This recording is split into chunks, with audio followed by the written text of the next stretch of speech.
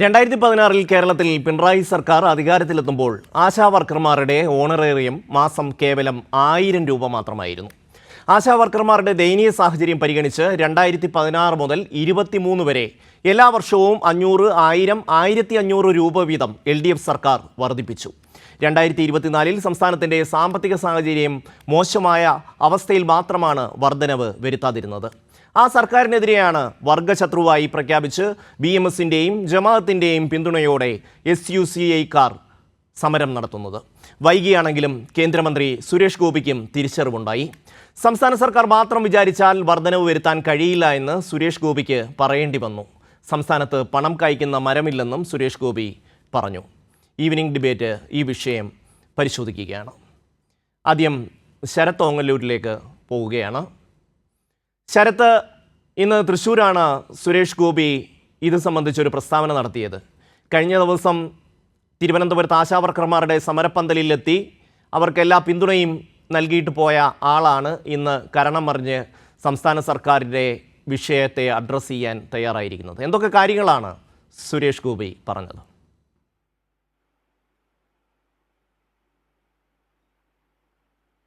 ഷമി, ഇതിൽ പ്രധാനമായിട്ടും കഴിഞ്ഞ സമയങ്ങളിലെല്ലാം ആശാവർക്കർമാരുടെ SUCI നേതൃത്വം നൽകുന്ന ആശാവർക്കർമാരുടെ സമരത്തിനെത്തി സുരേഷ് ഗോപി പറഞ്ഞതിൽ നിന്നും പൂർണ്ണമായിട്ടും ഒരു ടേൺ എടുക്കുന്ന നിലപാടാണ് സുരേഷ് ഗോപി ഇന്ന് കൈക്കൊണ്ടത്.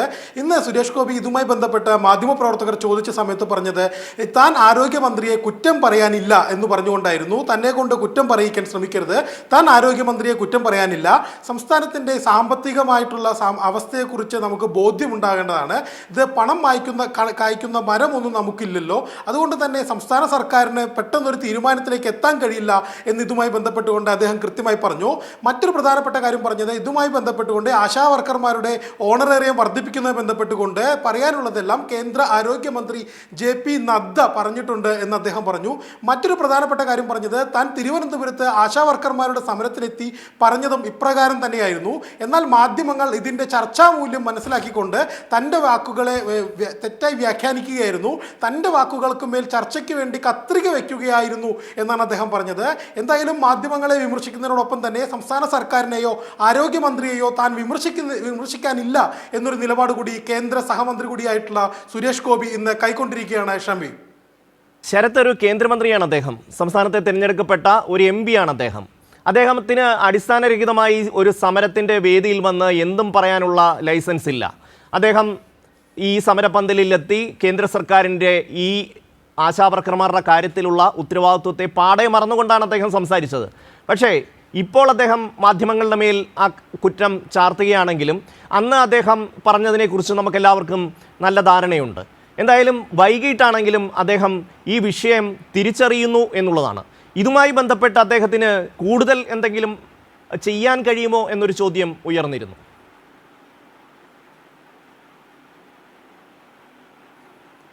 ഷമി, ഇതുമായി ബന്ധപ്പെട്ടുകൊണ്ട് മാധ്യമപ്രവർത്തകർ സുരേഷ് ഗോപിയോട് ചോദിക്കുന്ന സമയങ്ങളിൽ ആദ്യഘട്ടത്തിൽ ഇതുമായി ബന്ധപ്പെട്ട് സംസാരിക്കാൻ വൈമനസ്യം കാണിക്കുന്നുണ്ട്.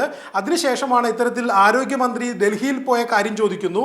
അപ്പോൾ ഇതിനകത്ത് സ്വാഭാവികമായിട്ടും ആ കേന്ദ്ര സഹമന്ത്രിയായ സുരേഷ് ഗോപിയുടെ ഭാഗത്ത് നിന്നും ഒരു പ്രതികരണം ഉണ്ടാകുമെന്ന പ്രതീക്ഷയിലാണ് ചോദിച്ചത്.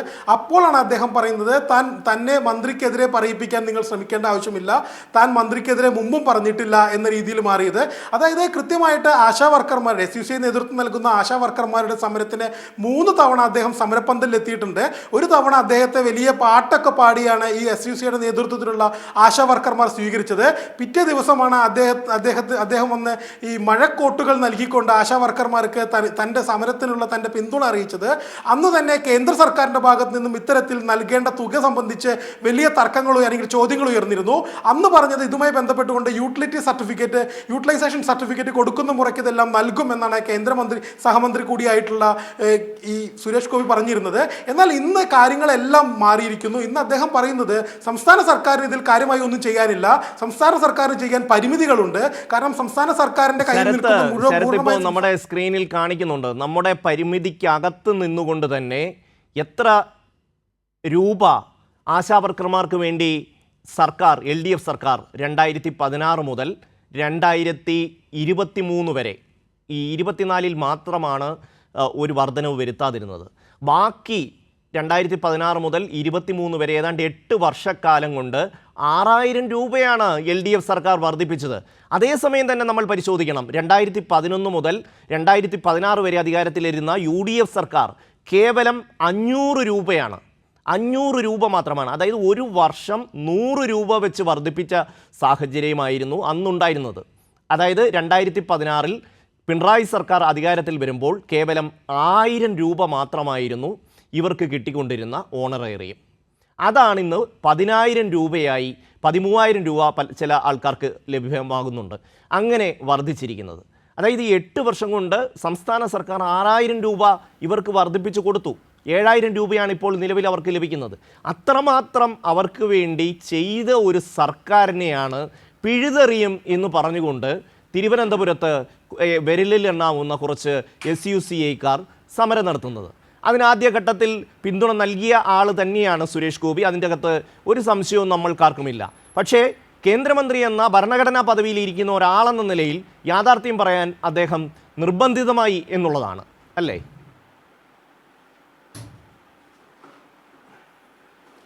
തീർച്ചയായിട്ടും ഷാമി, അത് തന്നെയാണ്. ഇതുമായി ബന്ധപ്പെട്ടുകൊണ്ട് ഓരോ ദിവസവും ഇത്തരത്തിൽ പല രീതിയിലുള്ള വ്യാഖ്യാനങ്ങൾ കേന്ദ്ര സർക്കാരിൻ്റെ ഭാഗത്തു നിന്നും കേന്ദ്ര സർക്കാരിനെ പിന്തുണയ്ക്കുന്നവരുടെ ഭാഗത്തു നിന്നും എന്തിനധികം പറയുന്നു കേന്ദ്ര സഹമന്ത്രിയായ മലയാളി കൂടിയായിട്ടുള്ള സുരേഷ് ഗോപിയുടെ ഭാഗത്തു നിന്നും ഉണ്ടായിരുന്നു. എന്നാൽ ഇതിൽ നിന്നെല്ലാം വ്യത്യസ്തമായിക്കൊണ്ട് ഇത്തരത്തിലൊരു സത്യം പറയേണ്ട സാഹചര്യത്തിലേക്ക് എത്താൻ കാരണം ഇതുമായി ബന്ധപ്പെട്ടുകൊണ്ട് കേന്ദ്ര സർക്കാർ നൽകുന്ന സ്ഥാനത്തെക്കുറിച്ചും നൽകേണ്ട തുകകളെക്കുറിച്ചും അല്ലെങ്കിൽ കഴിഞ്ഞ 2016 തൊട്ട് 2023 വരെ കൃത്യമായ ഇടവേളകളിൽ സംസ്ഥാന സർക്കാർ നടത്തിയ വർധനവിനെ കുറിച്ചും കൃത്യമായിട്ടുള്ള രേഖകൾ പുറത്തു വന്നോട് കൂടിയിട്ടാണ് കേന്ദ്ര സഹമന്ത്രിക്ക് ഇത്തരത്തിലൊരു മലക്കം മറിച്ചിൽ നടത്തേണ്ട സാഹചര്യത്തിലേക്ക് വന്നിരിക്കുന്നത്. ഷമി നേരത്തെ പറഞ്ഞ പോലെ തന്നെ UDF സർക്കാർ, അതായത് 2011 തൊട്ട് 2016 വരെയുള്ള ഉമ്മൻചാണ്ടി സർക്കാരിൻ്റെ സമയത്ത് നാമമാത്രമായ സംഖ്യ മാത്രമാണ് ആശാ വർക്കർമാരുടെ ഓണറേറിയത്തിൽ വർധനവ് വരുത്തിയിരുന്നെങ്കിൽ 2016 മുതൽ 2023 വരെയുള്ള 1-2 പിണറായി വിജയൻ സർക്കാരുകൾ കൃത്യമായ ഇടവേളകളിൽ കൃത്യമായ തുകയിൽ വർധനവ് വരുത്തിയിരുന്നു. എന്നാൽ ഇതെല്ലാം മറന്നുകൊണ്ടാണ് ഒരു ചെറിയൊരു വിഭാഗം, കൃത്യമായി പറയുകയാണെങ്കിൽ 1.7% ആശമാർ മാത്രം വരുന്ന വിരലിലെണ്ണാവുന്നത്ര അത്ര എന്ന് പറയാവുന്ന രീതിയിലുള്ള ആശാ വർക്കർമാർ മാത്രമാണ് സെക്രട്ടേറിയറ്റിന് മുന്നിൽ ഒരു പ്രത്യേക താല്പര്യത്തോടു കൂടി രാഷ്ട്രീയ ലക്ഷ്യത്തോടു കൂടി സമരം നടത്തുന്നത്. സ്വാഭാവികമായിട്ടും കേന്ദ്രമന്ത്രി എന്ന നിലയിൽ ഒരു പരിധിയിൽ കൂടുതൽ അദ്ദേഹത്തിന് ഇത്തരത്തിലുള്ള നുണപ്രചാരണങ്ങളെ പിൻപറ്റി മുന്നോട്ട് പോകാൻ കഴിയില്ല എന്ന ബോധ്യത്തിൻ്റെ അടിസ്ഥാനത്തിൽ തന്നെ ആയിരിക്കണം അദ്ദേഹം ഇന്ന് കൃത്യമായിട്ട് സംസ്ഥാന സർക്കാരിൻ്റെയും സംസ്ഥാനത്തെ ആരോഗ്യമന്ത്രിയും കുറ്റപ്പെടുത്താൻ താനില്ല എന്ന രീതിയിൽ ഒരു U-ടേൺ എടുക്കാൻ കാരണം എന്നാണ് നമുക്കിപ്പോൾ മനസ്സിലാവുന്നത്. ഷമി, സുരേഷ് ഗോപിയോട് ഇത് സംബന്ധിച്ച് ഞാൻ നേരത്തെ ശരത്തിനോട് ചോദിച്ചത്, അതായത് ഈ സമരവുമായി ബന്ധപ്പെട്ട് കേന്ദ്ര സർക്കാരിന് എന്തെങ്കിലും ചെയ്യാൻ കഴിയുമോ, അക്കാര്യത്തിൽ സുരേഷ് ഗോപി എന്തെങ്കിലും ഇടപെടൽ നടത്തുമോ, അത് സംബന്ധിച്ച് എന്തെങ്കിലും മറുപടി അദ്ദേഹത്തിൻ്റെ ഭാഗത്തുനിന്ന് ഉണ്ടായിട്ടുണ്ടോ? ഷമി, തീർച്ചയായിട്ടും അത്തരത്തിലെ കേന്ദ്ര സർക്കാർ ഏത് രീതിയിൽ ഇതിൽ ഇടപെടും എന്ന രീതിയിൽ മാധ്യമപ്രവർത്തകർ ചോദിച്ചപ്പോൾ അദ്ദേഹം പറഞ്ഞത് ഇതുമായി ബന്ധപ്പെട്ട് പറയാനുള്ള കാര്യങ്ങളെല്ലാം കേന്ദ്ര ആരോഗ്യമന്ത്രിയായിട്ടുള്ള JP നദ്ദ പാർലമെന്റിൽ പറഞ്ഞിട്ടുണ്ട്. അതിൽ കൂടുതൽ തനിക്കൊന്നും ഈ വിഷയത്തിൽ പറയാനില്ല. ആശാ വർക്കർമാരുടെ ജീവിതം തന്നെ മെച്ചപ്പെടുത്തേണ്ട നടപടിയാണ് കൈക്കൊള്ളേണ്ടത് എന്നൊരു മറുപടി മാത്രമാണ് അദ്ദേഹത്തിന്റെ ഭാഗത്ത് നിന്ന് ഉണ്ടായിട്ടുള്ളത്. ഷമി, ശരത്ത്, ഈ വിഷയവുമായി ബന്ധപ്പെട്ട് സംസ്ഥാന സർക്കാർ വളരെ കൃത്യമായി തന്നെ കാര്യങ്ങൾ വിശദീകരിക്കുന്നുണ്ട്. പക്ഷേ ഇതിൻ്റെ അകത്ത് നമ്മൾ കാണേണ്ടത് BMS-ൻ്റെ ഒരു വലിയ പിന്തുണ ഈ സമരത്തിന് ലഭ്യമാകുന്നുണ്ട്. അതിൻ്റെ ഒരു ആദ്യഘട്ടമെന്ന നിലയിലാണ് സുരേഷ് ഗോപി അടക്കമുള്ളവർ ആ സമരപ്പന്തലിലേക്ക് വരികയും കേന്ദ്ര സർക്കാർ ചെയ്യേണ്ടുന്ന കാര്യങ്ങളെ സംബന്ധിച്ച് ഒന്നും പറയാതെ തന്നെ ഈ സമരത്തിന് സംസ്ഥാന സർക്കാരാണ് പൂർണ്ണമായ ഉത്തരവാദി എന്ന നിലയിലേക്ക് ഈ സമരത്തെ വ്യാഖ്യാനിക്കാൻ ശ്രമിക്കുകയും ചെയ്തത്. ഇപ്പോൾ സുരേഷ് ഗോപി എന്തായാലും തൻ്റെ നിലപാടിൽ ഒരു ചെറിയ മാറ്റം വരുത്തി എന്നുള്ളത് യാഥാർത്ഥ്യമാണ്. പക്ഷേ BMS-ൻ്റെ വലിയ തരത്തിലുള്ള പിന്തുണ, ഇതുമായി ബന്ധപ്പെട്ട് BMS ആരോഗ്യമന്ത്രി വീണ ജോർജിന് കൊടുത്തിട്ടുള്ള കത്തടക്കം പുറത്തു വന്നിട്ടുണ്ട്. അപ്പോൾ ആ രീതിയിൽ സംസ്ഥാനത്ത് ഒരു അപ്പൊളിറ്റിക്കലായ ഒരു വേദിയിൽ കടന്നു കയറാനും ഇതുപോലെ ഉള്ള ആൾക്കാരെ തങ്ങളുടെ സംഘടനയിലേക്ക് BMS-ലേക്ക് കൊണ്ടുവരാനുമുള്ള വളരെ കൃത്യമായ ഒരു നീക്കം BMS-ൻ്റെ ഭാഗത്തു നിന്ന് ഉണ്ടാകുന്നുണ്ട്. അതിൻ്റെ തുടർച്ചയായിട്ടാണ് V. മുരളീധരൻ ഉൾപ്പെടെ ഉള്ള BJP നേതാക്കന്മാർ ഈ സമരത്തിന് വലിയ പിന്തുണ നൽകുന്നത്. ഒപ്പം തന്നെ ഈ ആശാമാരെ സംബന്ധിച്ചിടത്തോളം കേന്ദ്ര സർക്കാർ അവരെ തൊഴിലാളികളായി പ്രഖ്യാപിക്കണമെന്നൊരു ആവശ്യമേ ഉയർത്തുന്നില്ല. അവർ അത്തരത്തിലൊരു ആവശ്യം ഉയർത്തിക്കൊണ്ടുവന്നാൽ സ്വാഭാവികമായും അവർ മിനിമം വേജസിൻ്റെ പരിധിയിൽ വരും. PF-ഉം ഗ്രാറ്റുവിറ്റിയും അടക്കമുള്ള ആനുകൂല്യങ്ങൾ അവർക്ക് കിട്ടും. അവരൊരു തൊഴിലാളി എന്ന പരിഗണനയിൽ അവർക്ക് മുന്നോട്ട് പോകാനും അവരുടെ ജീവിത സാഹചര്യത്തിൽ മാറ്റം വരുത്താനും കഴിയും. പക്ഷേ അങ്ങനെ ഒരു ആവശ്യം അവർ ഉന്നയിക്കുന്നുമില്ല. ശരത്,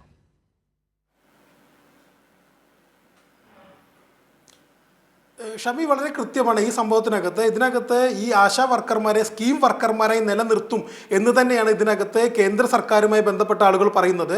ഇതിനകത്ത് CITU ഉൾപ്പെടെയുള്ള പ്രധാനപ്പെട്ട ട്രേഡ് യൂണിയനുകളെല്ലാം ആവശ്യപ്പെടുന്നത് ഈ ആശാ വർക്കർമാരെ ശരത്തിലേക്ക് തിരിച്ചെത്താം. ഇപ്പോൾ മുതിർന്ന മാധ്യമപ്രവർത്തകൻ ജയചന്ദ്രൻ കൂടി ചേരുകയാണ്. ജയചന്ദ്രൻ, നമുക്കറിയാം ആശാസമരത്തിൻ്റെ ആദ്യഘട്ടത്തിൽ തിരുവനന്തപുരത്തെ സമരപ്പന്തലിൽ എത്തിയ സുരേഷ് ഗോപിയെ പാട്ടൊക്കെ പാടി അവിടുത്തെ ആശാവർക്കർമാർ സ്വീകരിച്ചിരുന്നു. അന്ന് സംസ്ഥാന സർക്കാരിനെ കുറ്റപ്പെടുത്താനുള്ള ഒരു അവസരമായി അദ്ദേഹം അത് കാണുകയും ഉപയോഗപ്പെടുത്തുകയും ചെയ്തിരുന്നു. പക്ഷേ ഇന്ന് അദ്ദേഹം പറയുന്നു സംസ്ഥാന സർക്കാരിന് പരിമിതിയുണ്ട് ഇക്കാര്യത്തിൽ, സംസ്ഥാന സർക്കാരിന് പണം കായ്ക്കുന്ന മരമില്ല എന്നൊക്കെ പറഞ്ഞുകൊണ്ടുള്ള ഒരു U-turn ഉണ്ടായിരിക്കുന്നു. ജയചന്ദ്രൻ. അല്ല ഷമി, എനിക്കതിനോട് സുരേഷ് ഗോപി പറഞ്ഞതിനോട് യോജിപ്പേ ഇല്ല. കാരണം സുരേഷ് ഗോപി അങ്ങനെ സംസ്ഥാന സർക്കാരിന് ഒരു സൗജന്യവും തരണ്ട. എന്താണെന്നറിയോ ഞാനത് പറയാൻ കാര്യം? ആശമാർക്ക് കിട്ടുന്ന ശമ്പളത്തിന്റെ ഘടനയൊന്ന് പരിശോധിക്കൂ. അവർക്ക് 10,000 രൂപ എല്ലാ മാസവും ഉറപ്പായിട്ട് കിട്ടുന്നുണ്ട്. ആ ഉറപ്പായിട്ട് കിട്ടുന്നതിൽ 7,000 രൂപ സംസ്ഥാന സർക്കാർ കൊടുക്കുന്നതാണ് ഓണറേറിയം. അടുത്തൊരു 3,000 രൂപ എന്ന് പറയുന്നത് ഫിക്സഡ് ഇൻസെന്റീവ് ആണ്, വേരിയബിൾ അല്ല, ഫിക്സഡ് ഇൻസെന്റീവ് ആണ്. ആ ഫിക്സഡ് ഇൻസെന്റീവില് 60-40 ആണ് അനുപാതം. 60% യൂണിയൻ ഗവൺമെന്റും 40% സ്റ്റേറ്റ് ഗവൺമെന്റും എന്ന് പറഞ്ഞാൽ 1,200 രൂപ സംസ്ഥാന സർക്കാരും 1,800 രൂപ കേന്ദ്ര സർക്കാരും കൊടുക്കുന്നു. എന്ന് പറയുമ്പോൾ 7,000 പ്ലസ് 1,200 ആണ്. 8,200 രൂപ കൃത്യമായി ഈ സംസ്ഥാന സർക്കാരാണ് ആശമാർക്ക് കയ്യിൽ വെച്ച് കൊടുക്കുന്നത് അക്കൗണ്ടിലേക്ക്. ബാക്കിയേ ഉള്ളൂ ഏതാ ഈ 1,600 രൂപയേ ഉള്ളൂ, 1,800 രൂപയേ ഉള്ളൂ കേന്ദ്ര സർക്കാർ കൊടുക്കുന്നത്. ബാക്കി വരുന്ന 3,000 രൂപ വേറൊരു 10 കൂടാതെ ഒരു 3,000 കൂടെ ഉണ്ട്. അതെന്ന് പറഞ്ഞാൽ പെർഫോമൻസ് വൈസ് ഇൻസെന്റീവ് ആണ്. അടുത്ത 3,000 എന്ന് പറഞ്ഞാൽ സംസ്ഥാന സർക്കാർ ഈ 7,000 അല്ല 8,200 രൂപ കൃത്യമായി എല്ലാ മാസവും ഈ ആശമാർക്ക് കൊടുക്കുന്ന ഇന്ത്യയിലെ ഏക സംസ്ഥാനമാണ് ഈ സ്റ്റേറ്റ് എന്ന് പറയുന്നത്. ബാക്കി ഇവരുടെ കേന്ദ്ര സർക്കാരിന്റെ സംഭാവന അതിൽ 1,800 മാത്രമേ ഉള്ളൂ. മറ്റേത് വേരിയബിൾ ഇൻസെന്റീവ് ആണ്, പെർഫോമൻസ് വൈസ് ആയിട്ടുള്ളത്. അത് വേറെ, അതിലുണ്ട് 60-40 ഉണ്ട്. പക്ഷേ അതിലേക്ക് വരുന്നില്ല. ഈ 8,200 രൂപ കൊടുക്കുന്നത് സംസ്ഥാന സർക്കാരിന് ഉണ്ടായിട്ട് കൊടുക്കുന്നതല്ല. സുരേഷ് ഗോപിയുടെ ഒരു തള്ളലും വേണ്ട, സംസ്ഥാന സർക്കാരിന് കൊടുക്കാൻ അറിയാം. എന്ന് മാത്രമല്ല, ഇപ്പൊ ഈ സമരം ചെയ്യുന്നവർ അടിസ്ഥാന പ്രശ്നം ഉന്നയിക്കേണ്ടത് യൂണിയൻ ഗവൺമെന്റിനോടാണ്. അവർ നിങ്ങളുടെ ഇൻസെന്റീവ് കൂട്ടിയാൽ ആനുപാതികമായി നിശ്ചയമായും സംസ്ഥാന സർക്കാർ കൂട്ടുമെന്ന് മുഖ്യമന്ത്രി തന്നെ പറഞ്ഞിട്ടുണ്ടല്ലോ, ഇല്ലേ? അതിന്റെ അപ്പുറത്തേക്ക് എന്ത് ഉറപ്പാണ് ഈ ആശമാർക്ക് വേണ്ടത്? ഒരു സുരേഷ് ഗോപിയും വേണ്ട, ആവശ്യവുമില്ല. BJP-ക്കാരുടെയൊക്കെ എന്താണ് ഉദ്ദേശം എന്നുള്ളത് എല്ലാവർക്കും ഇപ്പം മനസ്സിലായിട്ടുണ്ട്. അതുകൊണ്ടാണ് കുറേശ്ശെ അത് നേർപ്പിക്കാനായി സുരേഷ് ഗോപിയുടെ ഈ പുതിയ അഭ്യാസ പ്രകടനം എന്ന് ആർക്കാണ് മനസ്സിലാവാത്തത്? അതുകൊണ്ട് തന്നെ ഞാൻ ഖണ്ഡിതമായി പറയുകയാണ്, സുരേഷ് ഗോപി സംസ്ഥാന സർക്കാരിന്റെ അങ്ങനെ തലോടാനൊന്നും വരണ്ട. സംസ്ഥാന സർക്കാരിന്റെ ഒരു ബുദ്ധിമുട്ടും ഇല്ല. അവർക്ക് 8,200 രൂപ കൊടുത്തുകൊണ്ടേയിരിക്കുകയാണ്. സംസ്ഥാന സർക്കാർ പ്രഖ്യാപിച്ച 7,000 രൂപയുടെ ഓണറേറിയവും പ്ലസ് ഈ ഫിക്സഡ് ഇൻസെന്റീവ് ആയിട്ടുള്ള 3,000-ൽ അതിന് 40% ആയിട്ടുള്ള 1,200 രൂപ ഉൾപ്പെടെ 8,200 രൂപ കൃത്യമായി കൊടുത്തുകൊണ്ടിരിക്കുന്ന സർക്കാരാണ് പിണറായി സർക്കാർ. അപ്പൊ ഇനി അവിടെ തീരുമാനിപ്പിക്കാൻ പറ്റുമെങ്കിൽ സുരേഷ് ഗോപി എന്ന കേന്ദ്ര സഹമന്ത്രി, തൃശ്ശൂരിന്റെ ലോക്സഭാ അംഗം അവിടെ ചെയ്യണം. ഇവിടെ നേരത്തെ ഗവൺമെന്റ് നിലപാട് വ്യക്തമാക്കിയിട്ടുണ്ട്. മിനിഞ്ഞാന്നും പറഞ്ഞിട്ടുണ്ട് മുഖ്യമന്ത്രി, ഇന്നലെ MP രാജേഷ് നിയമസഭയിലും പറഞ്ഞിട്ടുണ്ട്. നേതാക്കന്മാരുടെ ഗോവിന്ദമാഷ് അടക്കമുള്ള നേതാക്കന്മാർ പുറത്തും പറയുന്നുണ്ട്, നമ്മളടക്കമുള്ള ചാനൽ ചർച്ചകളിലും പറയുന്നുണ്ട്. ഈ കാര്യങ്ങളാണ് താഴേക്ക് വിശദീകരിച്ചു കൊടുക്കേണ്ടതെന്നേ. സുരേഷ് ഗോപിയുടെ മഹത്വം ഒന്നും വർണ്ണിക്കാൻ ഇവിടെ ആർക്കും താല്പര്യവുമില്ല, നേരവുമില്ല. ചെയ്യേണ്ടത് ഉത്തരവാദിത്തോടെ ചെയ്യുന്ന തൊഴിലാളി വർഗത്തിനോട് അങ്ങേയറ്റം താല്പര്യമുള്ള ഗവൺമെന്റ് തന്നെയാണോ എന്നുള്ളതിന് ഇതിനേക്കാളും വലിയ തെളിവ് എന്തെങ്കിലും ഉണ്ടെങ്കിൽ വിമർശകർ വിമർശിക്കട്ടെ, അപ്പൊ ഞാൻ മറുപടി പറയാം. ബാക്കി തീർച്ചയായും ജയചന്ദ്രൻ, അതായത് ഇത്രയും വർധനവ് ഈ 2016-ൽ കേവലം 1,000 രൂപയാണ് പിണറായി സർക്കാർ അധികാരത്തിലെത്തുമ്പോൾ ഇവർക്ക് ലഭിച്ചുകൊണ്ടിരുന്നത്. കഴിഞ്ഞ 2011 മുതൽ 16 വരെയുള്ള UDF സർക്കാരിൻ്റെ കാലത്ത് ഉമ്മൻചാണ്ടി സർക്കാരിൻ്റെ കാലത്ത് 500 രൂപയാണ് അവർക്ക് 5 വർഷം കൊണ്ട് വർധനവ് വരുത്തിയത്. 6000 രൂപ ഈ 8 വർഷം കൊണ്ട് പിണറായി സർക്കാർ വർദ്ധിപ്പിച്ചു. അതിൽ കഴിഞ്ഞ വർഷം സംസ്ഥാനത്തിൻ്റെ സാമ്പത്തിക സാഹചര്യം മോശമായതുകൊണ്ട് മാത്രമാണ് വർധനവ് വരുത്താതിരുന്നത്. 1000, 500, 1500 എന്നീ നിലയിലാണ് ഈ വർധനവ് വരുത്തിയിട്ടുള്ളത്. അങ്ങനെ ഒരു സർക്കാരാണ് കേരളത്തിൽ ഭരണത്തിലിരിക്കുന്നത്. ആ സർക്കാരിനെ അട്ടിമറിക്കുമെന്നാണ് ഇവർ ആവർത്തിച്ച് പറഞ്ഞുകൊണ്ടേയിരിക്കുന്നത്. കേരളത്തിൽ ഇനി കമ്മ്യൂണിസ്റ്റ് പാർട്ടി അധികാരത്തിൽ വരാനേ പോകുന്നില്ല എന്നാണ് ഇവർ പറയുന്നത്. ഇവരുടെ രാഷ്ട്രീയം കേരളം എത്ര ഭംഗിയായി തിരിച്ചറിയുന്നു എന്ന കാര്യത്തിൽ ഒരു സംശയമുണ്ടോ?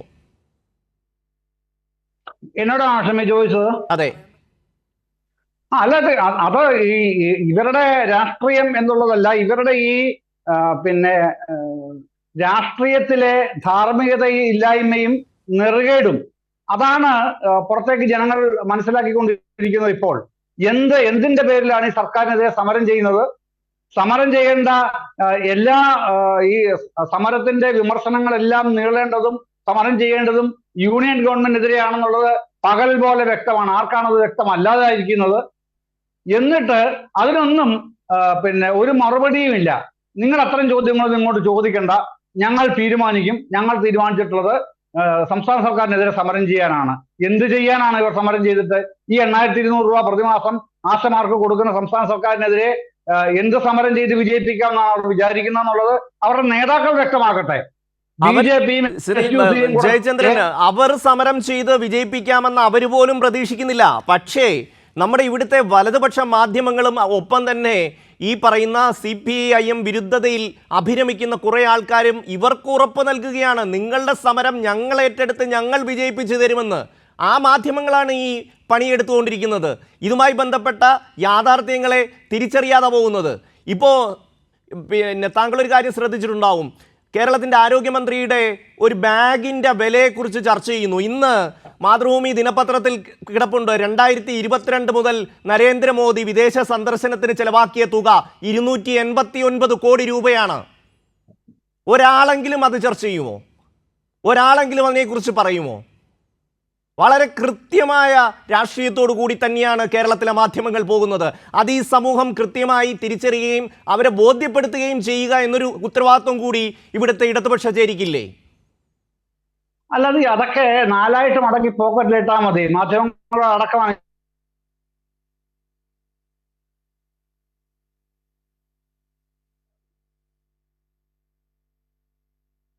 ുന്നുണ്ട് വിമോചന സമരമൊക്കെ. അത്തരം സ്വപ്നങ്ങളൊക്കെ കണ്ടു നടക്കാൻ താല്പര്യമുള്ളവർക്ക് അത്തരം ഭ്രാന്തൻ സ്വപ്നങ്ങളിൽ ലയിച്ച് നടക്കാം.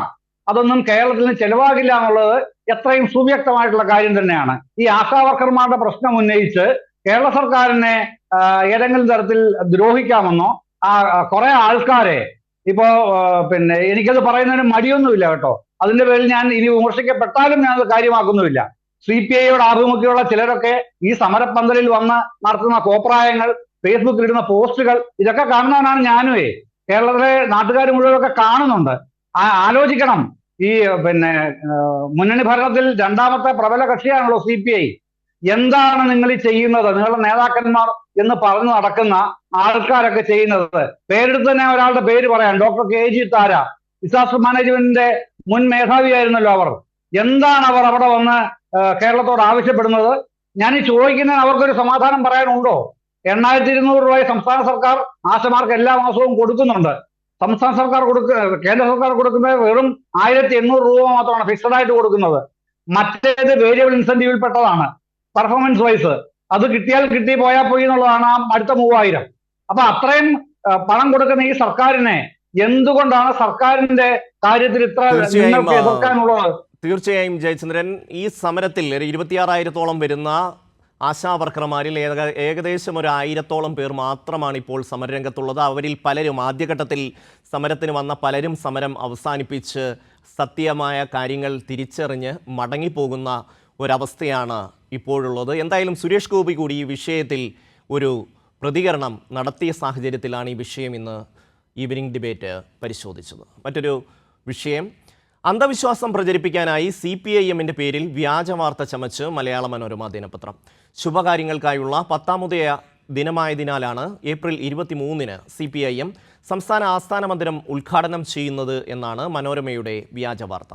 CPIMന്റെ പേരും പറഞ്ഞ് തെറ്റായ വാർത്തകൾ ചമയ്ക്കുന്നത് മനോരമ അവസാനിപ്പിക്കണമെന്ന് MV ഗോവിന്ദൻ മാസ്റ്റർ ആവശ്യപ്പെട്ടു.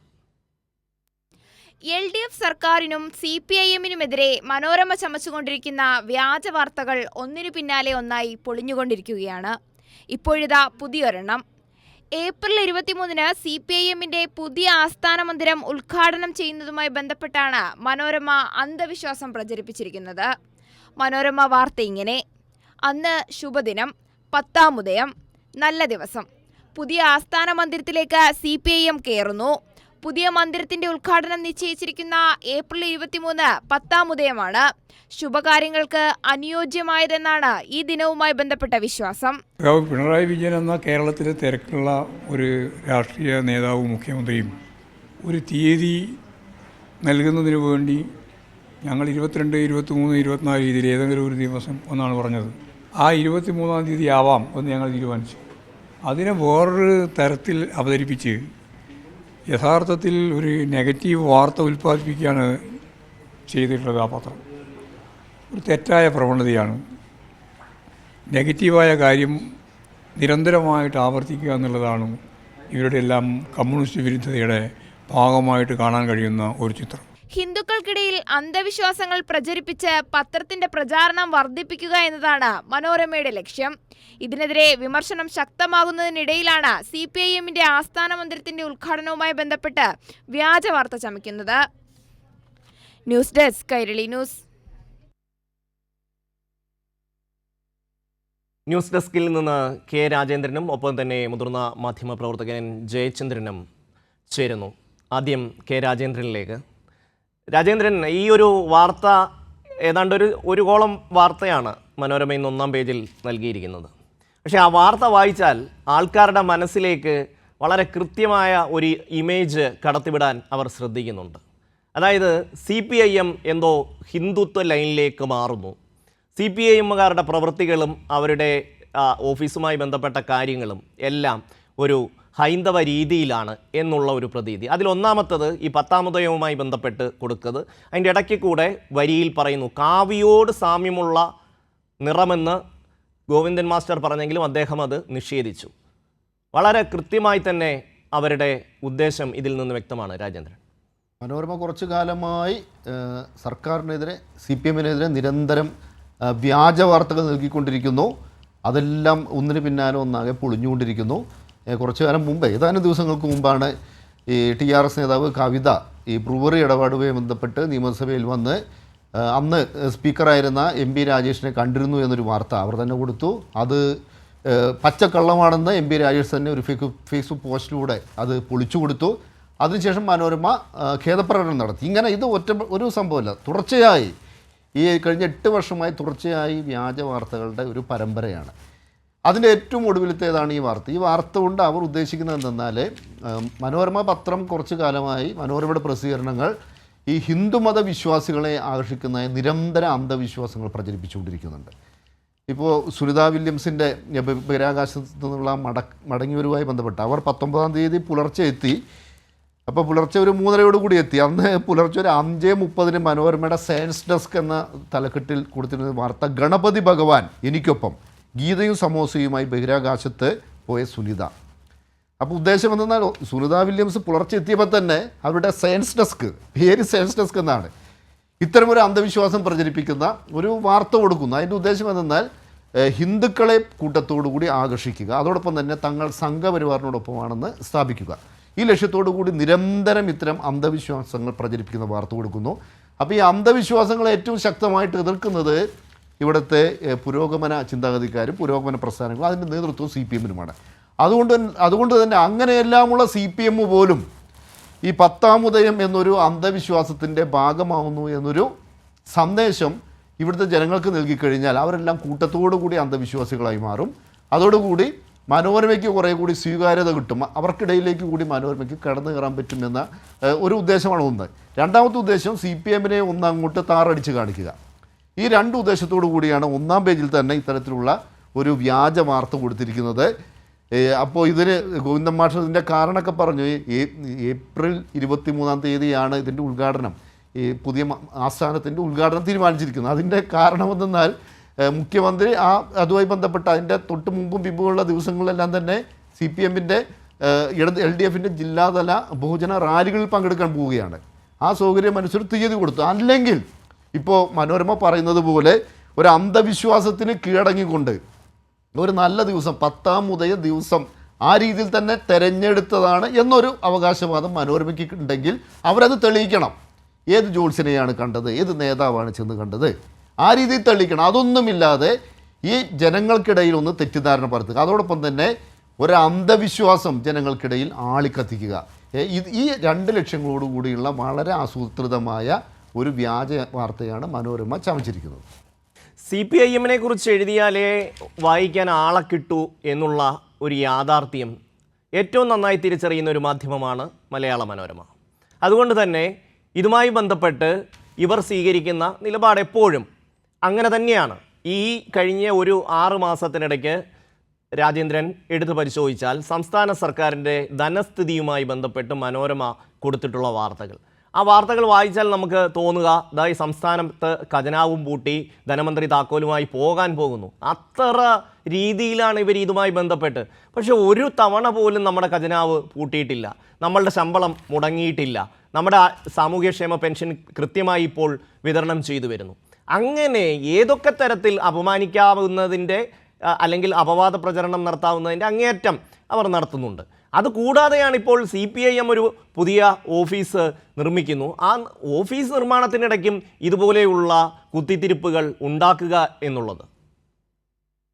അതെ, അത് CPM-നോടുള്ള മനോരമയുടെ നിലപാട് എന്താണെന്നതിനെപ്പറ്റി പ്രത്യേകം പറയേണ്ട കാര്യമില്ല. അത് തുടക്കത്തിൽ തന്നെ ഈ അവരുടെ സ്ഥാപകനായ മാമമാപ്പിള തന്നെ പറഞ്ഞതാണ്. ഈ കമ്മ്യൂണിസ്റ്റുകാർ അധികാരത്തിൽ വന്നു കഴിഞ്ഞാൽ താൻ ആത്മഹത്യ ആ രീതിയിൽ തന്നെ പറഞ്ഞതാണ്. അതുകൊണ്ട് അതിലൊരു പുതുമയുമില്ല. പക്ഷേ ഇപ്പോഴത്തെ പുതിയൊരു ട്രെൻഡ് എന്നാൽ ഈ അന്ധവിശ്വാസ മേഖല എന്ന് പറഞ്ഞാൽ, അന്ധവിശ്വാസ പ്രചാരണ മേഖല പറഞ്ഞാൽ അതൊരു വലിയൊരു മാർക്കറ്റാണ്.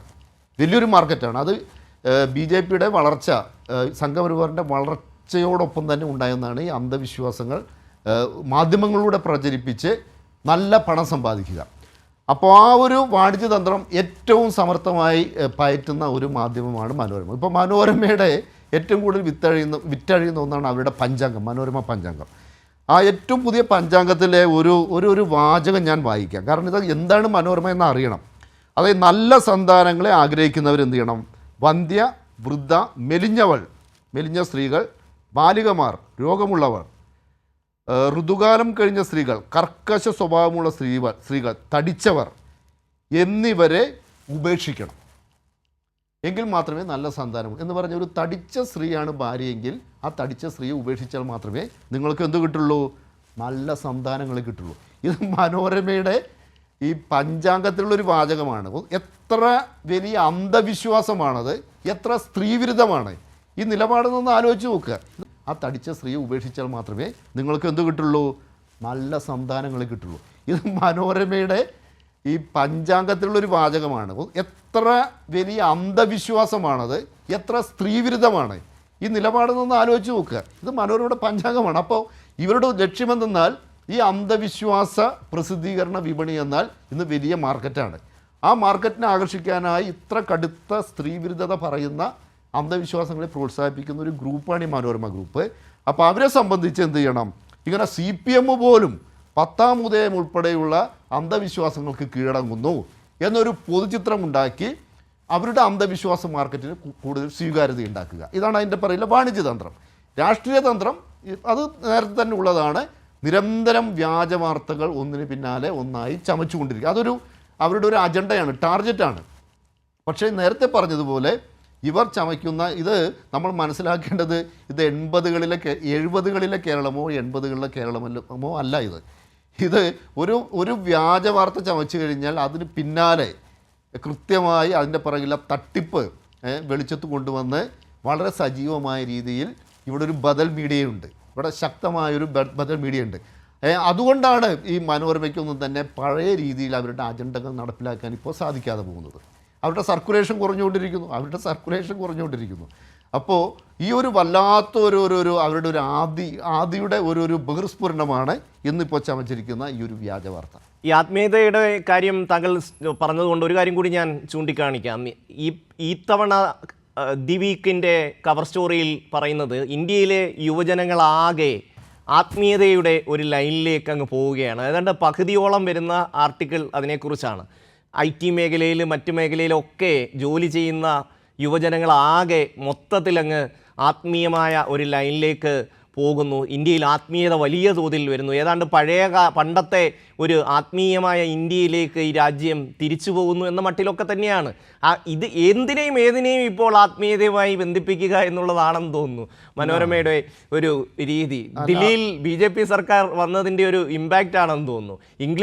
മലയാളത്തിൽ അത് വലുതായിട്ട് പ്രചരിപ്പിക്കാൻ പറ്റാത്തതുകൊണ്ട് ദി വീക്കിൻ്റെ കഴിഞ്ഞ കുറേ ആഴ്ചകളെടുത്ത് പരിശോധിച്ചാൽ BJP അമിത്ഷാ തൊട്ട് മധ്യപ്രദേശ് മുഖ്യമന്ത്രി തൊട്ട് ഓരോ BJP നേതാക്കന്മാരുടെയും അപവാദങ്ങൾ ഇങ്ങനെ വരികയാണ്. ഓരോ സംസ്ഥാനത്തിൻ്റെയും പ്രത്യേക പരസ്യങ്ങൾ നിറയെ കൊടുക്കുകയാണ്.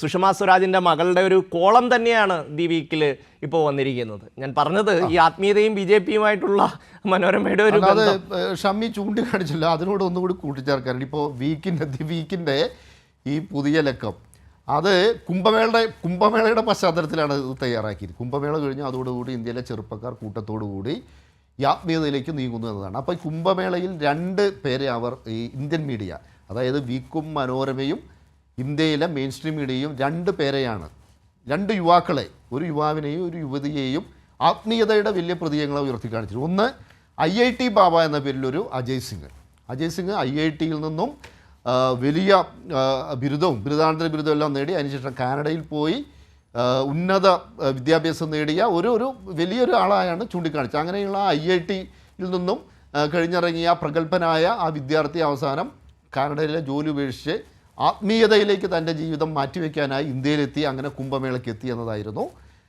ഇവിടുത്തെ മാധ്യമങ്ങളിലേക്ക് വലിയ തലക്കെട്ട് വാർത്തയായിരുന്നു. പേര് IIT ബാബ എന്നായിരുന്നു പേര്, IIT ബാബ.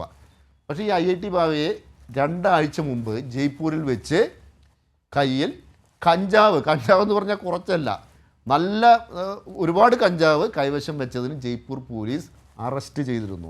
ഇതാണ് IIT ബാബ. ഈ ഒരു കഞ്ചാവ് കടത്തുകാരനെയാണ് ഇന്ത്യൻ മീഡിയ വലിയൊരു ഇതേപോലെ ആത്മീയതയുടെ പ്രതീകമായി ചൂണ്ടിക്കാണിച്ചത്. മറ്റൊന്ന് മൊണാലിസ. അവിടെ അങ്ങനെ രുദ്രാക്ഷം വാങ്ങാൻ വന്ന ഒരു കുട്ടിയുടെ കണ്ണുകൾക്ക്, ആ കുട്ടിക്ക് ഡാവിഞ്ചിയുടെ മൊണാലിസയുടെ അതേപോലുള്ള സൗന്ദര്യമുണ്ട് എന്ന് പറഞ്ഞ് ഇന്ത്യൻ മീഡിയ ഈ വീക്കും ഈ മനോരമയും എല്ലാം തന്നെ ഉയർത്തി കാണിച്ചിരുന്നു. ആ കുട്ടി അവിടെ പോയത് എന്തിനാണെന്ന് അറിയാമോ? ദാരിദ്ര്യം, പട്ടിണി മാറ്റാൻ വേണ്ടിയാണ് പോയത്. 16 വയസ്സായ ആ കുട്ടിക്ക് എഴുതാനും വായിക്കാനും അറിയില്ല. BJP ഭരിക്കുന്ന മധ്യപ്രദേശിലെ ഇൻഡോറിലാണ് ആ കുട്ടി. ആ ഇൻഡോറിൽ നിന്ന് ആ കുട്ടി BJP ഭരിക്കുന്ന ഉത്തർപ്രദേശിലെ പ്രയാഗ്രാജിലേക്ക് പോയി. എന്തിനാ? പട്ടിണി മാറ്റാൻ വേണ്ടി. 16 വയസ്സായ ഒരു പെൺകുട്ടിക്ക് ഇന്ത്യയിൽ നിന്ന് എഴുതാനും വായിക്കാനും പറ്റില്ല പറഞ്ഞാൽ നമ്മുടെ രാജ്യത്തിൻ്റെ സാമൂഹ്യാവസ്ഥ, രാഷ്ട്രീയാവസ്ഥ എത്ര പരിതാപകരമാണെന്ന് ആലോചിക്കുക. എന്നിട്ട് ആ കുട്ടി പട്ടിണി മാറ്റാനായി എങ്ങോട്ടാണ് വന്നത്? പട്ടിണി മാറ്റാനായി വന്നത് കേരളത്തിലേക്കാണ്. ബോബി ചെമ്മണ്ണൂരിൻ്റെ ഒരു പരസ്യ പരിപാടിയിൽ പങ്കെടുക്കാനായി ഇവിടെ വന്നു. എന്തുകൊണ്ട് ഈ കുട്ടിക്ക് ഈ പരസ്യ പരിപാടിയിൽ പങ്കെടുക്കാനായി ദില്ലിക്കോ മുംബൈക്കോ ഒന്നും പോകാൻ പറ്റിയില്ല? അതിൻ്റെ കാരണമെന്നാൽ പാർശ്വവൽക്കരിക്കപ്പെട്ട വിഭാഗത്തിൽപ്പെട്ടവരെ ഇതേ സെലിബ്രിറ്റികളായി ഇന്ത്യൻ പരസ്യ വിപണിയോ ഇന്ത്യൻ കോർപ്പറേറ്റ് ലോകമോ അംഗീകരിക്കില്ല. ഇതാണ് ഹിന്ദുത്വ രാഷ്ട്രീയത്തിൻ്റെ സാമൂഹ്യാവസ്ഥ. നന്ദി രാജേന്ദ്രൻ പങ്കെടുത്തതിന്. ഇപ്പോൾ N ജയചന്ദ്രൻ കൂടി തുടരുകയാണ്. ജയചന്ദ്രൻ, ഇന്ന് മനോരമ പത്രത്തിൻ്റെ 1-ാം പേജ് താങ്കൾ കണ്ടിട്ടുണ്ടാവുമല്ലോ. MV ഗോവിന്ദൻ മാസ്റ്ററും പിണറായി വിജയനും എല്ലാവരും കൂടി ഇരുന്ന് ഒരു നല്ല ദിവസം നോക്കി ജ്യോത്സ്യനെയൊക്കെ വരുത്തിയ ആ ദിവസം AKG സെൻറ്ററിൻ്റെ പുതിയ മന്ദിരത്തിൻ്റെ ഉദ്ഘാടനം നടത്താൻ തീരുമാനിച്ചുവെന്നാണ്. അതെ ഷമി, ഞാൻ കേൾക്കുന്നുണ്ടോ? പറയൂ. ഞാനൊരു സംഭവം പറയാം. വർഷം 1988 മലയാള മനോരമ പത്രത്തിന്റെ 100-ാം വാർഷികാഘോഷം കോട്ടയത്ത് ശ്രീമസ് കോളേജിൽ. മുഖ്യാതിഥി അന്നത്തെ സംസ്ഥാന മുഖ്യമന്ത്രി EK Nayanar, chief editor KM Mathew ഉൾപ്പെടെയുള്ള പ്രഗത്ഭരെല്ലാം വേദിയിലുണ്ട്. നായനാർ പ്രസംഗിക്കുകയാണ്. പ്രസംഗത്തിൽ അദ്ദേഹം പറയുകയാണ്, ഞങ്ങള് പലവട്ടം ഇപ്പൊ കേരളത്തിൽ അധികാരത്തിൽ വന്നു. ഇപ്പോൾ കഴിഞ്ഞ വർഷം അധികാരത്തിൽ വന്ന് എന്നെ മുഖ്യമന്ത്രിയായി തെരഞ്ഞെടുത്തു.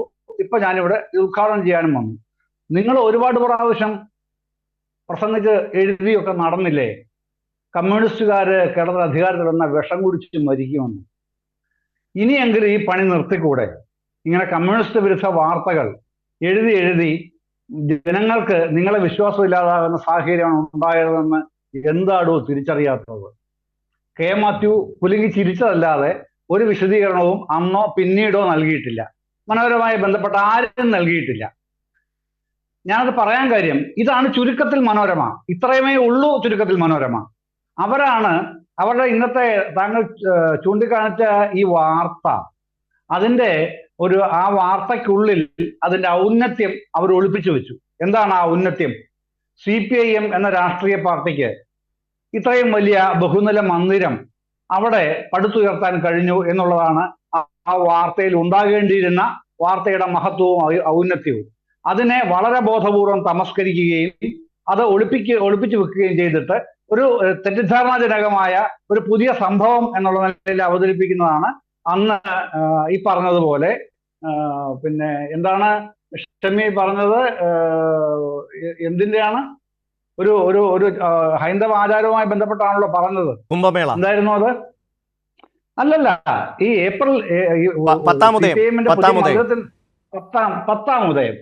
പത്താം ഉദയത്തിന്റെ പ്രാധാന്യം കണക്കിലെടുത്താണ് ചെയ്തത് എന്നുള്ളത്. ഇപ്പോ ശ്രീ രാജേന്ദ്രൻ അവരുടെ ഈ ഒരു മതപരമായ ഔട്ട്ലുക്ക് എങ്ങനെയാണ് ഒരു കൊണ്ടുവരാൻ ശ്രമിക്കുന്നത് എന്നുള്ളത് പറഞ്ഞല്ലോ. ഞാനത് പറയുമ്പോൾ മറ്റൊരു കാര്യം കൂടെ പറയും. ഞാൻ ജോലി ചെയ്തിരുന്ന ആ കാലത്ത് ജോലി ചെയ്തിരുന്ന ഒരു പത്രമുണ്ട്, പിന്നെ ദീപിക. അതിനുശേഷം ഞാൻ പിന്നെ അവിടുന്ന് പോരുകയും വേറെ പത്രത്തിൽ ജോയിൻ ചെയ്യുകയും ചെയ്തിരുന്നു. അപ്പോൾ ദീപിക ഈ ദിവസം ആചരിക്കുന്നത് ദീപിക അവധിയുള്ള ദിവസമാണ്. പത്രത്തിന്, ഓഫീസിനും പ്രസിനും അവധിയാണ്. പിറ്റേ ദിവസം പത്രം ഉണ്ടാവില്ല. കാരണം എന്താണെന്നറിയാം? Saint Thomas day. 10-ാം ഉദയം കൊണ്ടല്ല. ദീപികയ്ക്ക്, ക്രൈസ്തവർക്ക് അത് സെന്റ് തോമസ് ഡേ ആണ്. അത് മനോരമ പറഞ്ഞോ? ഇല്ലല്ലോ, പറയില്ലല്ലോ. പിന്നെ പൊതുസമൂഹത്തിന് അത് വായനാ ദിനമാണ്. അത് മനോരമ പറഞ്ഞോ? പറയില്ലല്ലോ. അപ്പൊ അവർക്ക് ആവശ്യമുള്ളത് കൃത്യമായി സ്ഥാപിച്ചെടുക്കാൻ ഭയങ്കരമായി യത്നിച്ചുകൊണ്ടാണ് ഈ സാധനം 1-ാം പേജിലേക്ക് തള്ളിക്കയറ്റുന്നത്. എന്നാൽ യഥാർത്ഥത്തിൽ പറയേണ്ടുന്നത് KPCCക്ക് ഇത്ര ഒരു മന്ദിരം സ്വപ്നത്തിനെങ്കിലും നിർമ്മിക്കുന്നത് കാണാനുള്ള ഭാഗ്യം ഉണ്ടാകുമോ എന്ന് മനോരമ ലേഖകൻ മനസ്സിൽ ചിന്തിച്ചിട്ടുണ്ടാവും. പക്ഷെ അത് പുറത്തെഴുതാനുള്ള ധൈര്യമില്ലാത്തതുകൊണ്ട് എഴുതുകയുമില്ല. അതാണ് CPIMന്റെ രാഷ്ട്രീയ പാർട്ടിയെ ഏതെങ്കിലും തരത്തിൽ പിന്നെ അനുകൂലിച്ച് പറയേണ്ടി വരുന്ന സാഹചര്യം ഉണ്ടെങ്കിൽ അത് ബോധപൂർവം വായനക്കാരിൽ നിന്ന് മറച്ചു പിടിക്കണം. അവരുടെ മനസ്സിൽ ഈ 10-ാം ഉദയത്തിന് തന്നെയാണല്ലോ ഇവന്മാരിത് ഉദ്ഘാടനത്തിന് തീരുമാനിച്ചത്. അപ്പൊ അതിന്റെ പുറകിൽ പിന്നെ ഹിന്ദുക്കളെ ഒന്ന് തടുത്തു കൂട്ടുക എന്നുള്ള ലക്ഷ്യമുണ്ട് എന്നറിയാതെയാണെങ്കിലും വിചാരിക്കണം. അത്രേ ഉള്ളൂ. അതല്ലാതെ മുഖ്യമന്ത്രിക്ക് സൗകര്യം എന്നാണ് എന്നുള്ളതൊന്നും അവരുടെ മനസ്സിൽ വരികയേ ചെയ്യരുത്. അതുകൊണ്ടാണ് 10-ാം ഉദയം എടുത്തിരുന്നത്. അതിനെന്താണ് പിന്നെ ഈ ജനിച്ചു വീഴുന്ന കുട്ടികൾക്ക് പോലും ഒരു ചെറിയൊരു തിരിച്ചറിവാകുന്ന, അംഗനവാടി പോകുന്ന പ്രായമാകുമ്പോഴേക്കും അവർക്ക് മനസ്സിലാവും മനോരമ എന്ന് പറഞ്ഞാൽ കമ്മ്യൂണിസ്റ്റ് വിരുദ്ധത മുഖമുദ്രമായിട്ടുള്ള പത്രമാണ്, നമ്മുടെ വീട്ടിൽ അത് കയറ്റാൻ കൊള്ളാത്തതാണ് എന്നുള്ള ആ ഒരു സ്വയം ഒരു ബോധത്തിലേക്ക് ഈ അംഗനവാടി പഠിക്കുന്ന കുട്ടികൾ പോലും ആ ഒരു നിലവാരം ആർജിക്കുന്ന സ്ഥിതി മനോരമ തന്നെ ഉണ്ടാക്കി വെക്കുന്നുണ്ട്. അപ്പൊ ബാക്കിയുള്ളവർക്ക് ആ പണി കുറയുന്നുമുണ്ട്. അപ്പൊ ഇത്തരം കാര്യങ്ങൾ നമ്മൾ കൂടുതൽ വിശദീകരിച്ച് താഴേക്ക് പറയേണ്ടതുണ്ട് എന്നാണ് എൻ്റെ ഒരു അഭിപ്രായം. ഇപ്പോ നമ്മൾ മുമ്പേ ചർച്ച ചെയ്ത ഈ ആശമാരുടെ കാര്യത്തിലാണെങ്കിലും ഇപ്പോൾ പറഞ്ഞ ഇത്തരം ഇതുപോലുള്ള 1-ാം പേജ് വാർത്തകളുടെ കാര്യത്തിലാണെങ്കിലും അതിന്റെ വസ്തുതകൾ എന്താണെന്നുള്ളത് കൂടുതൽ വൈഡ് സ്പ്രെഡ് ചെയ്യേണ്ടതുണ്ട്. അത് പിന്നെ രാജേന്ദ്രൻ പറഞ്ഞതുപോലെ തന്നെ സോഷ്യൽ മീഡിയ നല്ലൊരു പങ്ക് വഹിക്കുന്നുണ്ട്. പക്ഷെ ആ പങ്ക് ഒരുപാട് സമയം, ഇപ്പോൾ സോഷ്യൽ മീഡിയയിൽ ഒരു പുതിയ സാധനം വന്നു, ഇന്ന് രാവിലെ വന്നാൽ ഉച്ചയാകുമ്പോഴേക്ക് അത് മാറ്റപ്പെടുകയാണ്, പുതിയ സാധനം ചർച്ചയിലേക്ക് വരികയാണ്. അപ്പൊ അതിനൊരു സ്റ്റെബിലിറ്റി കിട്ടുന്നില്ല. ആ വാർത്ത സ്റ്റേബിളായിട്ട് അവിടെ നിൽക്കുന്നില്ല, സസ്റ്റെയിൻ ചെയ്യുന്നില്ല. അങ്ങനെ പ്രശ്നമുണ്ട്. നിരന്തരം സോഷ്യൽ മീഡിയയുടെ പ്രശ്നവും പരിമിതിയും അതാണ്. നിരന്തരം വാർത്തകൾ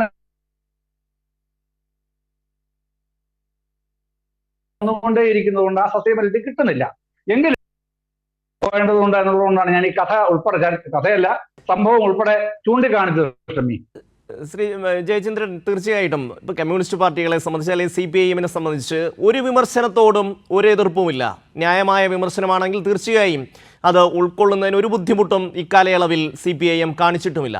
പക്ഷേ ഇത് ഭാവനയിൽ നിന്ന് വിരിയുന്ന കാര്യങ്ങളൊക്കെ ഇങ്ങനെ വാർത്തയായി കൊടുക്കുക, അതിലെല്ലാം CPIM-നെ കൂട്ടിക്കെട്ടുക, ഈ രീതിയെ സംബന്ധിച്ചാണ് ഏറ്റവും ശക്തമായ വിമർശനം സ്വരാജ് അടക്കമുള്ള MP രാജേഷ് അടക്കമുള്ളവർ ഉയർത്തിക്കൊണ്ടുവന്നത്. ഇപ്പോൾ നേരത്തെ തെലങ്കാനയിലെ മുൻ മുഖ്യമന്ത്രിയുടെ മകൾ ഇവിടെ എത്തി എന്ന് പറഞ്ഞ് ആധികാരികമായി ആ ഒരു വാർത്ത കൊടുക്കുകയാണ്. ആ വാർത്ത വായിക്കുന്ന മനുഷ്യർ പിന്നീട് 2 ദിവസം കഴിഞ്ഞ് അല്ലെങ്കിൽ അടുത്ത ദിവസം അതിൻ്റെ തിരുത്തു കൊടുക്കുമ്പോൾ അവരിത് കാണണമെന്നില്ലല്ലോ.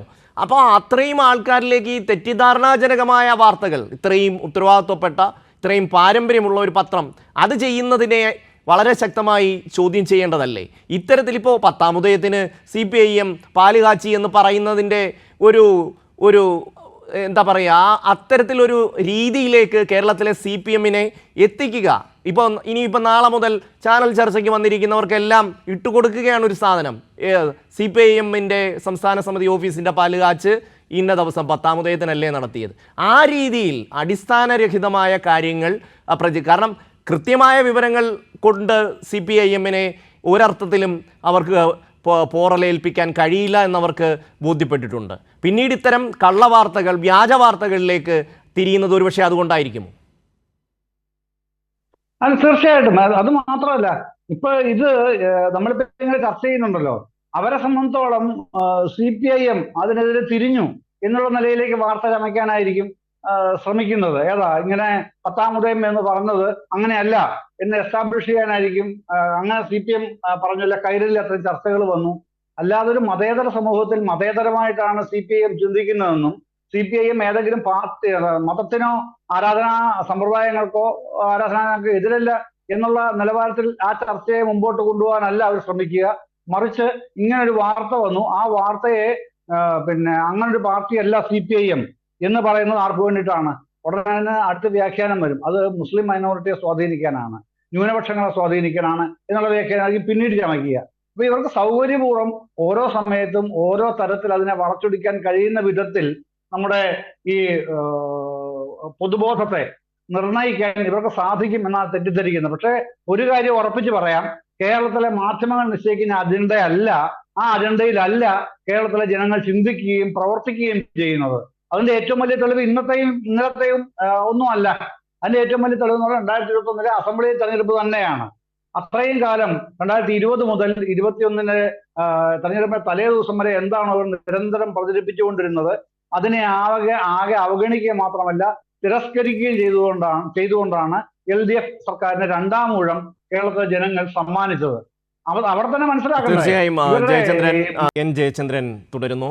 ശ്രീ ജയചന്ദ്രൻ, ഈ വാർത്തയെ പക്ഷെ ഞാൻ അതിനെ ഒരു ചെയിൻ ഓഫ് ആക്ഷൻ എന്ന നിലയിൽ മനോരമ കൊണ്ടുവരാൻ ശ്രമിക്കുന്ന ഒരു പരിപ്രേക്ഷ്യം, അല്ലെങ്കിൽ അവർ കൊണ്ടുവരാൻ ശ്രമിക്കുന്നത് ഞാൻ മനസ്സിലാക്കുന്നത്, അതായത് ഇപ്പോൾ പിണറായി വിജയൻ ദില്ലിയിൽ നിർമ്മലാ സീതാരാമനുമായി കൂടിക്കാഴ്ച നടത്തുന്നു. അതിനുശേഷം ഇപ്പോൾ CPM-ൻ്റെ AKG സെൻറ്ററുമായി ബന്ധപ്പെട്ട പാലുകാച്ചിന് 10-ാം ഉദയം തിരഞ്ഞെടുക്കുന്നു. അതിൽ തന്നെ ഇടയ്ക്കുള്ള വരിയിൽ ചേർത്ത് വച്ചിരിക്കുന്ന കാവ്യോട് സാമ്യമുള്ള, അതായത് ഏതാണ്ട് ഒരു ബ്രൗൺ കളറാണ്, ചെങ്കല്ല് ചുടുകട്ടയുടെ ഒക്കെ കളർ വരുന്ന ഒരു കളറാണ്. ആ കളർ താങ്കളുടെ ഷർട്ടിൻ്റെയൊക്കെ ഒരു കളർ വരുമെന്നാണ് എനിക്ക് കണ്ടിട്ട് മനസ്സിലാവുന്നത്. അപ്പോൾ ആ രീതിയിൽ 1, 2, 3 ഇങ്ങനെ 2-3 കാര്യങ്ങളിലൂടെ കൂട്ടിച്ചേർത്തിട്ട് ഇവർ ന്യൂനപക്ഷ വിഭാഗങ്ങൾക്കിടയിലേക്ക് ഒരു മെസ്സേജ് കടത്തിവിടാനുള്ള വളരെ കൃത്യമായ ഒരു നീക്കം ഇതിൻ്റെ പിറകിലില്ലേ? അല്ലാതെ അങ്ങനെയല്ല, അങ്ങനെ നേരെ കടത്തിവിടുകയല്ല ഷമ്യ ചെയ്യുന്നത്. ഇത് ഓരോ പ്രതീതികൾ, ഓരോ ഇംപ്രഷൻസ് നിർമ്മിക്കുകയാണ്. അപ്പൊ അത്തരം ഇംപ്രഷൻ മാനുഫാക്ചറിങ് എന്ന് പറയുന്നത് ഒരു തന്ത്രമാണ്. അത് ചെറിയ കാര്യമൊന്നുമല്ല. വളരെ ഉത്തരവാദിത്തോടെ എന്നാൽ ആസൂത്രിതമായി ഗാഢമായും ചെയ്യുന്ന ഒരു പരിപാടിയാണ് ഈ പ്രതീതി നിർമ്മാണം എന്നുള്ളത്. അപ്പൊ ഇത്തരം നിരവധി പ്രതീതികൾ ഉണ്ടാക്കിക്കൊണ്ടിരിക്കും. ഈ പ്രതീതികൾക്കെല്ലാം പ്രതീകങ്ങളും ഉണ്ടാക്കും. അങ്ങനെയാണ് പിണറായി കാണുന്നതിന് ഒരു രഹസ്യ അജണ്ട ഉണ്ട് എന്ന് സ്ഥാപിക്കണം. ആ രഹസ്യ അജണ്ട എന്താണ്? അത് CPM-ഉം BJP-യും തമ്മിലുള്ള അന്തർധാര സജീവമാക്കാനുള്ള ചർച്ചയാണെന്ന് സ്ഥാപിക്കണം. അപ്പൊ ഇതിനുള്ള വല്ല തെളിവുമുണ്ടോ? തെളിവൊന്നും വേണ്ട, മാധ്യമങ്ങൾ പറഞ്ഞ് പ്രചരിപ്പിച്ചാൽ മതി. മാധ്യമങ്ങൾ പറയുന്നത് കേരളത്തിലെ ജനങ്ങൾ വിശ്വസിപ്പിച്ചോളും, അടുത്ത തവണ UDF-നെ വൻ ഭൂരിപക്ഷത്തോടെ അധികാരത്തിൽ എത്തിക്കോളും എന്നുള്ള ഈ വ്യാമോഹത്തിലാണ് മാധ്യമങ്ങൾ മൊത്തം ഇത് ഏറ്റെടുത്തിരിക്കുന്നത്. അതിന്റെ ഏറ്റവും വലിയ കോൺട്രാക്ട്, മെയിൻ കോൺട്രാക്ടർ എന്ന് പറയുന്ന ആ ദൗത്യമാണ് മലയാള മനോരമ എന്ന് പറയുന്ന മീഡിയ ഹൗസ് ഏറ്റെടുത്തിരിക്കുന്നത്. എനിക്കന്ന് ആ പേര് പറഞ്ഞ് വിമർശിക്കുന്നതിന് ഒരു മടിയില്ലാത്ത ആളാണ്. അതുകൊണ്ടാണ് ഞാൻ ആ പേര് തന്നെ പറയുന്നത്. അത്ര ഒരു വലിയ മീഡിയ ഹൗസ് ഇത്തരത്തിലുള്ള ദൗത്യം ഏറ്റെടുക്കുമ്പോൾ അവർക്കത് വിജയിപ്പിക്കാൻ കഴിഞ്ഞില്ലെങ്കിൽ ഉണ്ടാവുന്ന ആഘാതത്തിന്റെ കാര്യം, ഉയരങ്ങളിൽ നിന്ന് വീഴുന്തോറും എത്രമേൽ ഉയരത്തിലാണോ അത്രമേൽ ആഘാതവും കൂടും വീഴ്ചയുടെ. അപ്പൊ അതിന്റെ ആ വലിയ ആഘാതം ഇനി താങ്ങാൻ കഴിയില്ല എന്നുള്ള ശക്തമായ തിരിച്ചറിവുണ്ട് ഈ മീഡിയ ഹൗസിന്. അതുകൊണ്ട് എങ്ങനെയും ഇവർ അധികാരത്തിൽ എത്തിച്ചേ പറ്റൂ. അതിന് എത്രമേൽ താളടിക്കാമോ, പിണറായി വിജയനാണോ, CPM ആണോ, അത് മറ്റാരെങ്കിലും ആണോ എന്നുള്ളതൊന്നും ഒരു വിഷയമേ അല്ല. ശത്രുവായിട്ട് ആദ്യം പ്രഖ്യാപിക്കുക. പിണറായി വിജയനും സർക്കാരും LDF ആണ് മുഖ്യ ശത്രു. അപ്പൊ അവരെ ഏത് വിധേനയും തകർക്കുക. അതിന് നേതൃത്വം നൽകുന്ന മീഡിയ ഹൗസായിട്ട് മനോരമ നിൽക്കുക. അപ്പൊ അവർ വിരിച്ചു നിൽക്കുന്ന ചിറകുകൾക്കടിയിലാണ് മറ്റ് എല്ലാ മാധ്യമങ്ങളും എന്ന് അവർ വിചാരിക്കുന്നുമുണ്ട്. മറ്റ് മാധ്യമങ്ങളെല്ലാം സർക്കാരിനും CPM-നും ഒക്കെ എതിരാണല്ലോ. അപ്പൊ അതേസമയം ഇങ്ങനെ വിശദമായി കുറെ ദിവസങ്ങൾ പ്രചരിപ്പിച്ചു കഴിയുമ്പോഴാണ് LDF-ന്റെ ഉള്ളിൽ തന്നെയുള്ള ചില കക്ഷികൾക്കെങ്കിലും അതിൽപ്പെട്ട ചിലരെങ്കിലും ഒക്കെ വിമർശന സ്വരവുമായി പുറത്തേക്ക് വരുന്നതും അതിനെ വലിയ കാര്യമായിട്ട് മനോരമയും മറ്റു മാധ്യമങ്ങളും അവതരിപ്പിക്കുന്നത്. പക്ഷേ LDF യോഗത്തിൽ വരുമ്പോൾ ഇത്തരം കാര്യങ്ങൾ കൃത്യമായ മറുപടി പറയുകയും ആ വിമർശനങ്ങൾ അവിടെ അടങ്ങുകയും ചെയ്യുന്നവർ കാണുകയുമില്ല. അതിനെ സംബന്ധിച്ച് പുറത്ത് പറയുകയുമില്ല. ഇതൊരു സ്ഥിരം രീതിയാണ്. അതാണ് ഞാൻ പറഞ്ഞത്, പ്രതീതി നിർമ്മാണം എന്ന് പറയുന്നത് അതൊരു രീതിശാസ്ത്രമായി, ഒരു മെത്തഡോളജിയായി വികസിപ്പിച്ചു കൊണ്ടുവരികയാണ് കേരളത്തിലെ മാധ്യമങ്ങൾ കഴിഞ്ഞ കുറച്ച് വർഷങ്ങളായി തന്നെ ചെയ്യുന്നത്. പക്ഷെ ഒരു കാര്യം, പ്രധാനപ്പെട്ട കാര്യം, കേരളത്തിലെ ജനങ്ങൾ ഇത്തരം പ്രതീതി നിർമ്മാണങ്ങളിൽ വീഴുന്നവരല്ല. അതിന്റെ തെളിവാണ് ഞാൻ മുമ്പേ പറഞ്ഞത്. അത് ഓരോ ദിവസവും തെളിഞ്ഞുകൊണ്ടിരിക്കുന്നുണ്ട്. ഇവർ എത്രമേൽ കിണഞ്ഞു ശ്രമിച്ചാലും ശരി, എന്താണ് ഗവൺമെന്റ് ചെയ്യുന്നത്, ഗവൺമെന്റിന്റെ പോക്ക് എങ്ങോട്ടാണ്, ഇതൊക്കെ ജനങ്ങൾക്കറിയാം. സമ്പൂർണമായും എല്ലാം കൊണ്ട് മഹത്വവൽക്കരിക്കപ്പെട്ട ഒരു മുന്നണിയാണ് LDF എന്നോ, എല്ലാം തികഞ്ഞവരാണ് സർക്കാരുള്ളവരെന്നോ അവകാശവാദമൊന്നും CPM-നോ LDF-നോ ലെവലേശമില്ല. തെറ്റുകൾ നിരന്തരം പറ്റുന്നുണ്ട്. ആ തെറ്റുകൾ നിരന്തരം തിരുത്തുകയും ചെയ്യുന്നുണ്ട്. അതിലാണ് ജനങ്ങൾക്ക് വിശ്വാസം. തെറ്റ് പറ്റാത്ത മുന്നണിയും സർക്കാരും ഒന്നുമല്ല. തെറ്റുകൾ പറ്റാറുണ്ട്. പക്ഷെ പറ്റുന്ന തെറ്റുകൾ തിരിച്ചറിഞ്ഞ് തിരുത്താൻ കെൽപ്പുള്ള മുന്നണിയും സർക്കാരുമാണിത് എന്നുള്ള ബോധ്യത്തിലാണ് ജനങ്ങൾ ഈ മുന്നണിയെ സർക്കാരിനെയും വിശ്വസിക്കുന്നത്. അവിടെയാണ് മനോരമാദികൾക്കെല്ലാം തെറ്റുപറ്റുന്നത്. അതാണ് പണ്ട് മഹാനായ EMS പറഞ്ഞത്, എന്നെക്കുറിച്ച് മനോരമ എന്തെങ്കിലും നല്ലത് പറഞ്ഞാൽ അന്നേരം ഞാൻ മനസ്സിലാക്കും എനിക്ക് എന്തോ കുഴപ്പമുണ്ട് എന്ന്.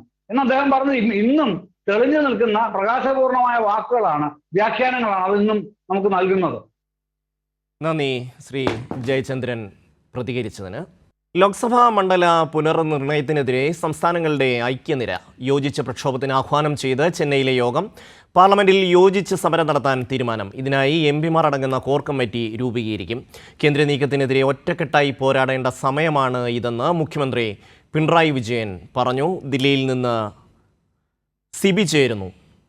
സിബി, ഡീലിമിറ്റേഷനുമായി ബന്ധപ്പെട്ട് ശക്തമായ ഒരു പ്രതികരണമായി ഇന്ന് ചെന്നൈയിൽ ചേർന്ന യോഗം, അതിൻ്റെ വിശദാംശങ്ങൾ എന്തൊക്കെയായിരുന്നു?